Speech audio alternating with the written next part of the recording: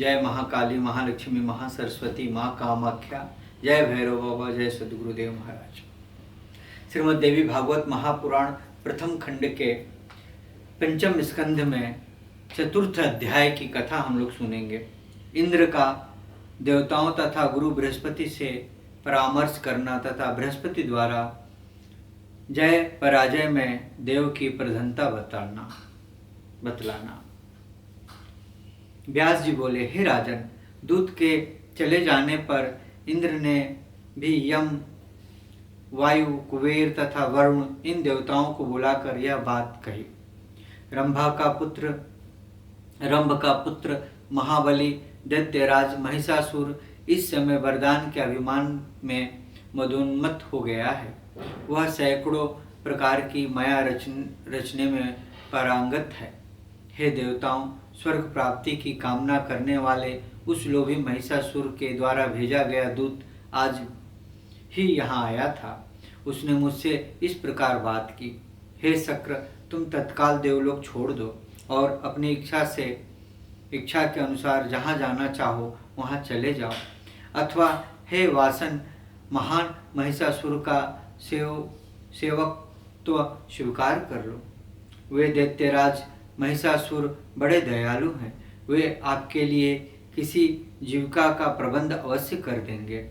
विनम्र सेवकों पर वे कभी भी क्रोध नहीं करते। हे देवेश, यदि आपको यह स्वीकार नहीं है तो युद्ध के लिए सेना के संगठनों में जुट जाएं। मेरे वहां पहुंचते ही वे दैत्येंद्र महिषासुर देवलोक पर आक्रमण के लिए यहाँ शीघ्र आप पहुँचेंगे। ऐसा कहकर दुष्ट आत्मा दानव महिषासुर का वह दूत से चला गया। हे श्रेष्ठ देवगण, आप लोग विचार कीजिए कि अब क्या करना चाहिए।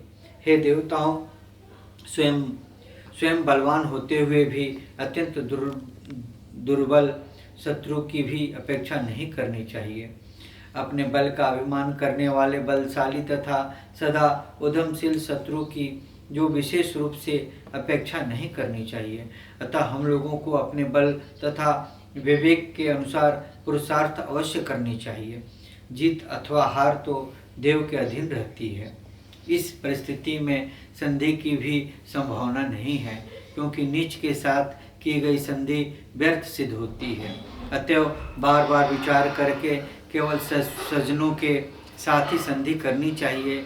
इस समय अचानक आक्रमण करना भी उचित नहीं है। अतएव सर्वप्रथम शीघ्रगामी तथा सुगमता से प्रवेश करने में दक्ष गुप्तचर वहां भेजे जाने चाहिए, जो शत्रुओं के अभिप्राय समझने में समर्थ, किसी के साथ अधिक भावशक्ति न रखने वाले, निर्लोभी तथा सत्यवादी हो। वे गुप्तचर शत्रु सेना की गतिविधि, प्रस्थान, सेना की ठीक ठाक संख्या और शत्रु दल के वीरों की वास्तविकता जानकारी करके शीघ्रतापूर्वक वापस आ जाए। इस प्रकार दैत्यपति महिषासुर की सेना के बल को भली भांति जान लेने के पश्चात मैं शीघ्र ही आक्रमण अथवा किलेबंदी करने का प्रबंध करूंगा।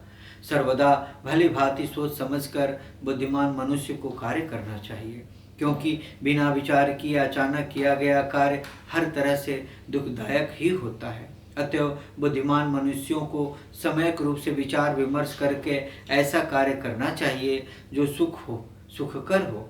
दानवों में मतभेद पैदा करने वाली भेद नीति का आश्रय लेना भी उचित नहीं जान पड़ता, क्योंकि उनमें पूर्ण मतैक्य है। अतएव इस कार्य के लिए पहले गुप्तचर भेजे जाएं। उनके द्वारा उन दानवों के बलाबल को जानने के पश्चात श्रेष्ठ नीतिविदों से भली भांति विचार करके उन कार्यों के लिए नीति निर्धारित की जानी चाहिए। नीति से हटकर किया गया कार्य अज्ञात औषधि के सेवन से उत्पन्न होने वाले कष्ट की भांति विपरीत फल देने वाला होता है। व्यास जी बोले, हे राजन, इस प्रकार उन सभी देवताओं से विचार विमर्श करके देवराज इंद्र ने शत्रु पक्ष के रहस्यों को जानकारी के उद्देश्य से एक कार्य कुशल गुप्तचर भेजा। उस दूत ने तत्काल पहुंचकर शत्रु पक्ष के सैन्य बलाबल की जानकारी प्राप्त की और पुनः इंद्र के पास वापस आकर उनको सब कुछ बता दिया। शत्रु सेना की तैयारी के विषय में जानकर इंद्र को महान आश्चर्य हुआ और उन्होंने देवताओं को तैयारी में लगने की आज्ञा दे दी। तत्पश्चात मंत्र विदों ने श्रेष्ठ पुरोधा देवगुरु बृहस्पति को बुलाकर इंद्र उनके साथ परामर्श करने लगे। उत्तम आसन पर विराजमान श्रेष्ठ अंगिरा पुत्र बृहस्पति ने इंद्र से कहा। इंद्र बोले बृहस्पति से इंद्र ने कहा, इंद्र बोले, हे देवगुरु, हे विद्वान, हम लोगों को क्या करना चाहिए, हमें बताएं। आप सर्वज्ञ हैं। आज उत्पन्न इस विषम परिस्थिति में एकमात्र आप ही हमारे अवलंब हैं। महाबली तथा मदोन्मत्त दानव महिषासुर बहुत से दानवों को अपने साथ लेकर हम सबसे युद्ध करने के लिए यहाँ आ रहा है। आप मंत्राणाविद्ध हैं, अतएव इस समय कोई प्रतिक्रियात्मक युक्ति बताने की कृपा करें। जैसे शुक्राचार्य दानों की रक्षा करते हैं, उसी प्रकार हम देवताओं के कष्ट का निवारण करने हेतु आप सदा उद्धत रहते हैं। व्यास जी बोले, यह वचन सुनकर अपने मन में भली भांति सोचकर सदा कार्य सिद्धि के लिए तत्पर रहने वाले बृहस्पति इंद्र से कहने लगे। गुरु बोले, हे देवेंद्र, आप निश्चित हो जाएं। हे महानुभाव, धैर्य धारण कीजिए। विषम परिस्थिति आ जाने पर सहसा धैर्य नहीं खोना चाहिए। हे सुराध्यक्ष, हार तथा जीत सदा देवाधीन होती है, अतएव बुद्धिमान प्राणी को चाहिए कि वह सदैव धैर्य धारण करके स्थित रहे। हे सत्कृतो होनी होकर रहती है, ऐसा समझते हुए मनुष्य को अपनी समर्थ के अनुसार सदा उद्यम करना चाहिए। सब कुछ देव के अधीन है, यह जानते हुए भी योगाध्यान परायण मुनिगण भी मुक्ति प्राप्ति हेतु निरंतर उद्यमशील रहते हैं। अतएव मनुष्य को अपने समर्थानुसार सदैव उद्योग करते रहना चाहिए। सुख मिले अथवा न मिले, इस देवाधीन विषय में चिंता की क्या आवश्यकता है। बिना पुरुषार्थ किए ही संयोग से सिद्धि मिल जाए, ऐसा मानकर अंधे तथा लंगड़े की भांति अकर्मण्य होकर प्रसन्नता पूर्वक पड़े रहना उचित नहीं है। पुरुषार्थ करने पर भी यदि सिद्धि नहीं मिलती तो इसमें उस व्यक्ति का कोई अपराध नहीं है, क्योंकि प्रत्येक शरीरधारी सदा देव के अधीन रहता है। कार्य की सिद्धि न सेना से, न मंत्र से, न मंत्रणा से, न रथ से, न तो आयुध से ही मिलती है। हे सुरेंद्र, सफलता तो निश्चित रूप से देव के अधीन रहती है। ऐसा भी देखा जाता है कि बलशाली कष्ट पता है तथा बलहीन सुख ऐसा भी देखा जाता है कि बलशाली कष्ट पाता है तथा बलहीन सुखोपभोग करता है। बुद्धिमान भूखा ही सो जाता है तथा बुद्धिहीन अनेक उत्तम भोज्य पदार्थों का सेवन करता है। कायर व्यक्ति की जीत हो जाती है तथा वीर पराजित हो जाता है। हे सुराधिप, यह समस्त जगत ही देव के अधीन है, तो फिर चिंता की आवश्यकता ही क्या है। ऐसा दृढ़ विश्वास करके भाग्य को उद्योग के साथ संयोजित कर देना चाहिए। उद्योग करने के बाद सुख प्राप्त हो अथवा दुख, इन दोनों के विषय में किसी प्रकार की चिंता नहीं करनी चाहिए। दुख आने पर अपने से अधिक दुखी जनों को तथा सुख आने पर अधिक सुखी व्यक्ति को देखना चाहिए। अपने आप को शत्रु तुल्य हर्ष तथा शोक को अर्पित नहीं करना चाहिए। बुद्धिमान पुरुष को हर्ष या शोक के उपस्थिति होने पर धैर्य का अवलंबन करना चाहिए। अधीर हो जाने से जैसा दुख प्राप्त होता है, वैसा दुख धैर्य धारण करने से कभी नहीं होता, किंतु सुख तथा दुख के अवसर पर सहनशील बने रहना अति दुर्लभ है।